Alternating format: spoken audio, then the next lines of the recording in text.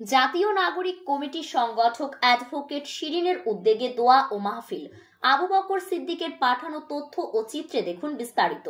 তরুণদের নবগঠিত রাজনৈতিক দল জাতীয় নাগরিক কমিটির সংগঠক উত্তরাঞ্চলের দায়িত্ব পাওয়া নরসিংদী জজ আদালতের নারী ও শিশু বিশেষ ট্রাইব্যুনালের public prosecutor advocate Shirin Akhtar শেলির উদ্যোগে এক দোয়া ও মিলাদ মাহফিল অনুষ্ঠিত হয়েছে।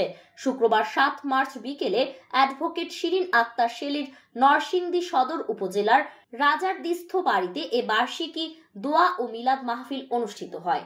মিলাদ মাহফিলে উপস্থিত ছিলেন নরসিংদী সংবাদপত্র পরিষদের এনএসপি সভাপতি ও জেলা বিএনপির যুগ্ম আহ্বায়ক হারুনুর রশিদ, নরসিংদী প্রেস ক্লাবের সাবেক সাধারণ সম্পাদক ও এটিএন বাংলার জেলা প্রতিনিধি বেনজির আহমেদ বেনু, চিনিশপুর ঈদগাহ কমিটির সভাপতি বিল্লাল হোসেন ভূঁইয়া, চিনিশপুর ইউনিয়ন পরিষদের সাবেক ইউপি সদস্য শাহজাহান ভূঁইয়া রতন, বৈষম্য বিরোধী ছাত্র আন্দোলনে আহত জুলাই অভ্যুত্থানের তরুণ যোদ্ধা গোলাম রেশাদ তমাল, সাংবাদিক রফিকুল ইসলাম রমজান সহ এলাকার অন্যান্য গণ্যমান্য ব্যক্তিবর্গ।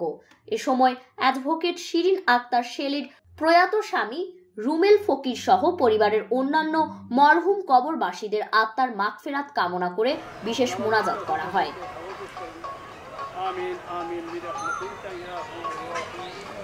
পরে প্রায় 7 শতাধিক রোজাদারদের মাঝে ইফতার বিতরণ করা হয়।